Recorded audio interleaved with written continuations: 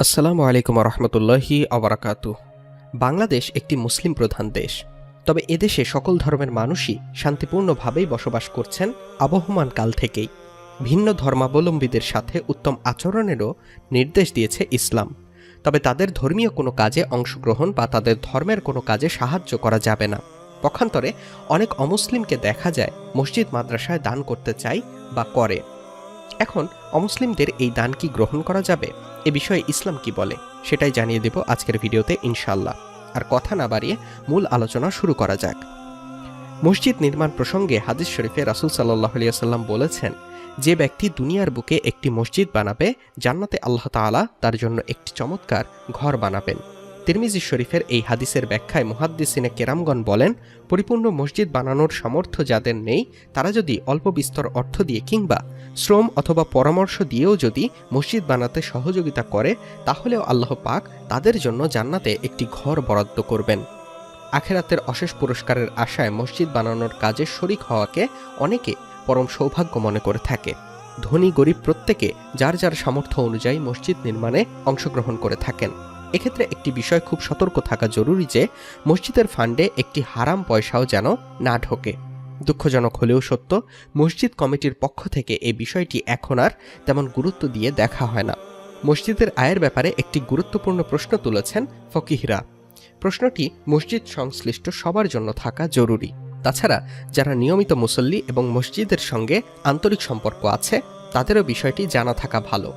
ফকিহরা প্রশ্ন তুলেছেন, মসজিদ নির্মাণের জন্য অমুসলিমদের দান কি গ্রহণ করা যেতে পারে? মসজিদের যে কোনো কার্যক্রম পরিচালনার ক্ষেত্রে প্রথমত সবার আগে যে বিষয়টি মাথায় রাখতে হবে তা হল, মসজিদ আল্লাহর ঘর, অতি পবিত্র জায়গা। এমন কোনো আচার উচ্চারণ কাজকর্ম করা যাবে না যাতে করে মসজিদের পবিত্রতা নষ্ট হয়। হারাম পথে উপার্জিত একটি পয়সাও মসজিদের জন্য গ্রহণ করা যাবে না।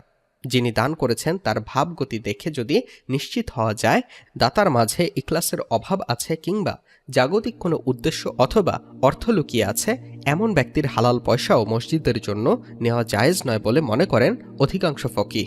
তবে মসজিদের প্রয়োজনে সামর্থ্যবান মুসলমানদের থেকে আর্থিক সহযোগিতা চাওয়া জায়েজ। এমন কোনো পরিস্থিতি সৃষ্টি করা জায়েজ নয় যে দাতা গোষ্ঠী দান করতে বাধ্য হয়।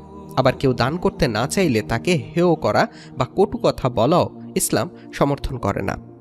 অমুসলিমদের দানের ব্যাপারে ফকিহদের বক্তব্য হল, মসজিদের প্রয়োজনে অমুসলিমদের থেকে সহযোগিতা চাওয়া মসজিদের মর্যাদার খেলাফ। একান্তই বাধ্য না হলে অমুসলিমদের কাছে মসজিদের জন্য সাহায্য চাওয়া উচিত নয়।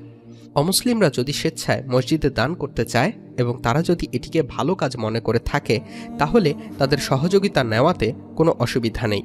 এক্ষেত্রে দেখতে হবে এমন ব্যক্তির আয়ের উৎস সুস্পষ্ট কোনো হারামের সঙ্গে জড়িত কিনা, যেমন তিনি মূর্তি অথবা মদের ব্যবসা কিংবা রাষ্ট্র কর্তৃক অবৈধ কোনো ব্যবসা করে অর্থ উপার্জন করছেন কিনা ইত্যাদি। কেননা এমন ব্যক্তির দান মসজিদের জন্য নেওয়া জায়েজ নয়।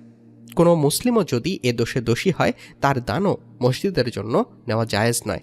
তাই মসজিদ তৈরি করার ক্ষেত্রে এই বিষয়গুলো আমাদের খেয়াল রাখতে হবে, যেন একটি হারাম টাকাও মসজিদ নির্মাণে ব্যয় না হয়, কোনো অমুসলিমের টাকাও যেন না ব্যয় হয়, বা কোনো অমুসলিমের কাছ থেকে মসজিদ নির্মাণের জন্য জোর করে টাকা নেওয়াও জায়েজ নেই। যে এমনটা করবে পরকালে তার শাস্তি ভয়াবহ। আল্লাহ তাআলা আমাদেরকে সঠিক বুঝ দান করুন, আমিন। প্রিয় দিনী ভাই ও বোনেরা, দুনিয়ার বুকে সবচেয়ে উত্তম জায়গা কোনটি জানিয়ে দিন আমাদের কমেন্ট বক্সে। ভিডিওটি ভালো লাগলে একটি লাইক দিন ও যত পারেন শেয়ার করুন। আপনি যদি আমাদের চ্যানেলটি এখনও সাবস্ক্রাইব করে না থাকেন, তবে সাবস্ক্রাইব করে পাশে থাকা বেল বাটনটি চেপে রাখুন। এতক্ষণ আমাদের সাথে থাকার জন্য অসংখ্য ধন্যবাদ। এছাড়াও ইসলামিক বিষয়ভিত্তিক ভিডিও পেতে আমাদের সঙ্গেই থাকুন। আজকের ভিডিও এখানেই শেষ করছি। আল্লাহ হাফেজ।